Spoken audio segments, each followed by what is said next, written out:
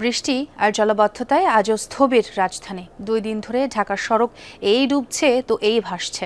বনানী বিমানবন্দর সড়ক, বিজয় সরণি, ধানমন্ডি 27 নম্বর, new market, মিরপুরের বিভিন্ন সড়কে আজও জলাবদ্ধতা দেখা গেছে। এমন অবস্থায় ঘর থেকে বের হয়েই ভোগান্তিতে পড়েন নগরবাসী।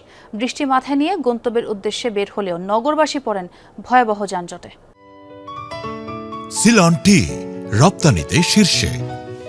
আষাঢ়ের রাজধানী ঢাকা যেন দুর্ভোগের নগরী। পানির তীব্রতায় ভেঙেছে সড়ক, বন্ধ হয়েছে একমুখী যান চলাচল।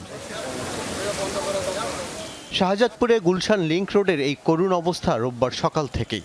বৃষ্টির পানিতে গুলশান লেক হয়েছে টইটুম্বুর। হাতের ঝিলমুখী পানির স্রোত ভাসিয়ে নিয়ে যাচ্ছে ফুটপাত, স্থবির জনজীবন।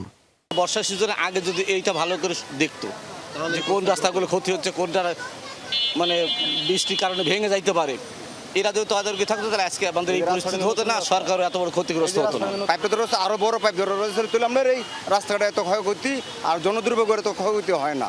গেল দুদিন মিরপুরের ইসিবি চত্বর সংলগ্ন সড়কের এই পানি নামেনি। যাত্রীবাহী বাস ট্রাকের ওজনে খানাখন্দ তৈরি হয়েছে সবখানে। বাসটা পাওয়াই যাচ্ছে না, এই যে বৃষ্টির এই অবস্থা, আর এখন মনে হয় না বাস পাওয়া যাবে। 1 ঘন্টা হলে দাঁড়ায় আছে, এত জাম পড়ছে আজকে। দুর্ঘটনার ঝুঁকি কমাতে সীমিত করা হয়েছে যান চলাচল। এতে তীব্র জ্বর তৈরি হয়েছে ওই এলাকায়। দিনভর এমনই যানজট দেখা যায় রাজধানীর অনেক স্থানে।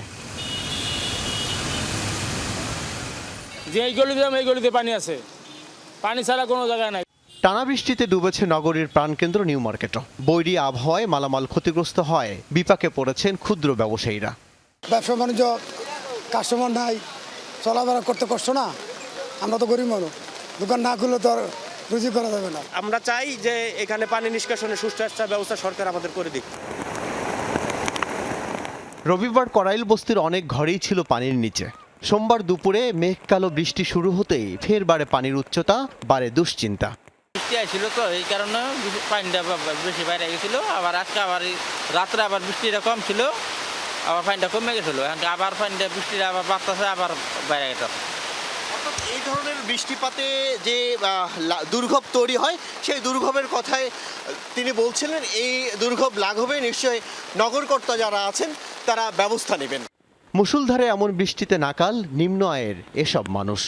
অবস্থা বেশি ভালো না হলেও কি করার আছে, প্রাকৃতিক বিপর্যয়, প্রাকৃতিক দুর্যোগ মানিয়ে নিতেই হবে। শরীর অসুস্থ হয়, ভালো হয়, তাও চালাইতে হয় গাড়ি। প্রতি বছর বর্ষা মৌসুমে এমন জলজট আর সড়কের বেহাল অবস্থা। নগরবাসী জানেন না স্থায়ী সমাধান হবে কবে। শুধুমাত্র বৃষ্টির পানির তোড়ে রাজধানীর একটি সড়ক এভাবে ভাঙ্গন দশায় পড়েছে, সবশেষ এমন কবে হয়েছিল সেটি হয়তো কারোরই মনে নেই। তবে রাজধানীর নিষ্কাশন ব্যবস্থার গলদ থাকার কারণে দিন শেষে এমন অবস্থায় পড়তে হচ্ছে নগরবাসীকে। আল আমিনা কহন, যমুনা নিউজ।